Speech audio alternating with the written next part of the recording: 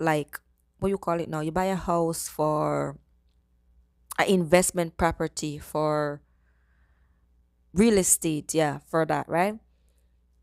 You can buy that house, you can rent a tenant. That tenant can stop paying. That's something changing. That's one something change. The tenant, you can change the tenant. You can change the house. Let's say it was a 4 bedroom, you can change it to a 5 bedroom, or you can just add a pool. That's changing, right? That's changing. So there's a lot of things has to change. But with Bitcoin, the only thing has to change is just the value. It's just the what you will say now. You will say the information, because if the others understand Bitcoin the way I understand Bitcoin, they will understand that once the Satoshis can even go to 1 million. Some people are saying that, okay, Bitcoin can go to 1 million, but then what about one Satoshis that can also go to 1 million? You understand what I'm saying? So just to keep all of that into consideration, guys. So yeah, so just want to say to you guys, if you have been watching my channel for a while, just try and earn. I don't know if I told you guys this before, but if you are earning if you are earning I was watching a video and they were explaining that if you earn 6 or 5 satoshis per day, right?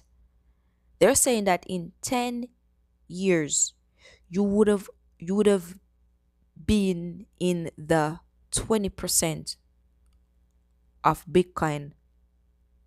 You would have been in the 20% of people that hold Bitcoin.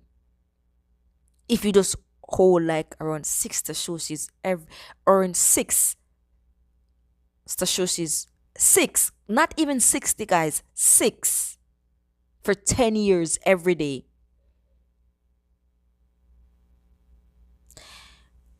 You have to understand, guys, you have to really understand that Bitcoin is just different. It's really, really different.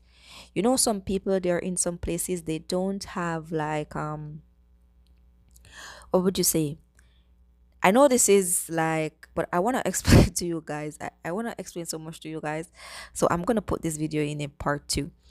They don't have like a birth certificate. Like, let's say you're living in this place, right?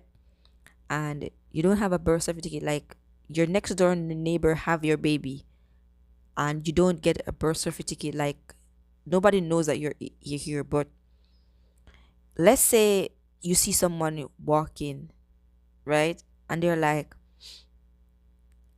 I could call you. I could call you. And the person said, oh, I don't have a phone. They said, you don't have a phone? Okay, I'll give you a phone, right? Because you know that a lot of persons have phone, but they don't have an ID. If you that there that's the next thing too. You know, some kids they have 2 phones. Even some kids have a tablet, a computer. Listen to what I'm gonna say to you. You have kids, 12-year-olds, just reached grade 7. They have computer, a tablet, and a phone, and they don't have an ID. When it comes to Bitcoin, you don't need ID. You don't need ID. So let's say now this 12-year-old kid decided to understand Bitcoin and decided to earn Bitcoin for free, right? That kid would have so much wealth.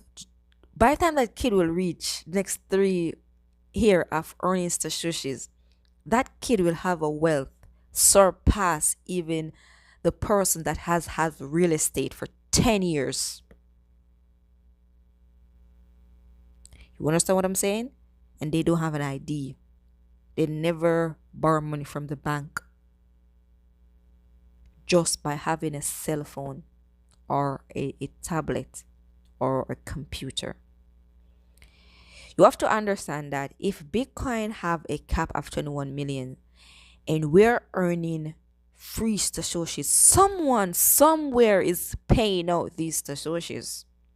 These Satoshis are coming from a wallet somewhere, right? What happened when they can't do that anymore? Because if I know a lot of people say this, that okay, I'm gonna buy Bitcoin, and when it goes to 150,000, I'm gonna sell. Guys, the people that are saying that, they're not gonna sell. They are not gonna sell. They're not gonna sell. They're not gonna sell. You know when they're gonna sell? They're gonna sell when it's going back down to 80,000. That's when they're gonna sell. Okay? And the one that didn't have Bitcoin, they're gonna buy it. Because if you understand Bitcoin right now, not a lot of billionaire, I mean, not a lot of them, not all of them really have Bitcoin. Because you know why? You have to understand that every time when I do my videos, I put on the bottom, this is not financial advice. You have some millionaires and billionaires, they're basically using a financial advisor. And some financial advisor have to advise those people. And some financial advisor, they don't want to advise them because they don't understand it, or they don't like it, or they don't have it. Right? What happened when those financial advisors start to advise those people? Those people are buy and hold. They have the money. Me and you might have a $10, $20 there, $30 there, $100 even there. And then even if we bought that asset, bought the Bitcoin, not me, surely not me, because I specifically buy Bitcoin with the money that I want to put for long term. If I know I'm not gonna keep that money for long term, I don't buy Bitcoin, because Bitcoin is for long term. It's not just buy and sell. Because you have to understand, when billionaires and millionaires are buying, they're not buying $200. Do you see all Michael Saylor bought when he's buying? He don't play. Okay, so those people, when they start buying, they're just gonna put their 50 million, they're gonna put their 20 million, 15 million buys. Now think about you buying $20 a day. And think about like the cap. So you're gonna sell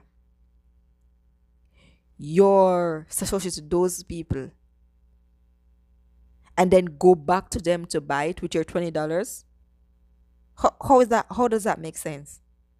No, guys. Bitcoin is to keep. It is to keep. I am in Canada, right? And the banks here in Canada, they are in big mess. But they're not like I'm just, because no, I understanding how the banks and money works and everything. Mama, I want to tell you what. Yes, baby, I soon get it. So they're understanding how basically I understand how the money works and everything, right? And I hear people like, I have friends and family members and they have a lot of credit card debt. I don't know how these banks are still even running, because there's so many guys. Like, I'm on the bus. I'm in the grocery store and I'm seeing people talking about their debt, and I'm like, how are these banks not crying? Hmm? I don't know. There's a lot of money. And then again, I was watching a movie because I like watch business movie and movie like that, right? And there was this bank, it was something about some banking, right? And they're basically saying that basically when the money comes into the bank, they lend it out just to pay the bank fee. So let's say money comes into the bank has a fee to pay, right? But I have a fee to pay too. So I'm borrowing from the bank to pay my fee, but the bank is also wanting me to pay them to pay their fee. And does that even make sense? But think about Bitcoin. When you send Bitcoin, you send it, you cannot get it back. You cannot say, "Oh, I'll send, oh, can you send?" Only where you can get it back if that person send it back to you, right? Yeah. Now, when it comes to money, right? If I purchase something, right? If I purchase something, I could it cancel and the bank basically just transfer it back to me. So the thing is, with Bitcoin, you're gonna think twice. Not even you're gonna think 5 times before you send that. You send that a Bitcoin because once that Bitcoin hit another address, it is no longer yours. It is theirs. Once it hit that wallet address, it's gone. So I just want to explain all of this to you guys. I hope you guys understand what I'm saying. So yes, guys. So guys, this is the video that I have for you today. I hope you guys have been doing well. I hope you guys are have been learning and earning. Before I go, guys, I just want to say always remember, never forget, keep smiling and keep shining. Bye, guys.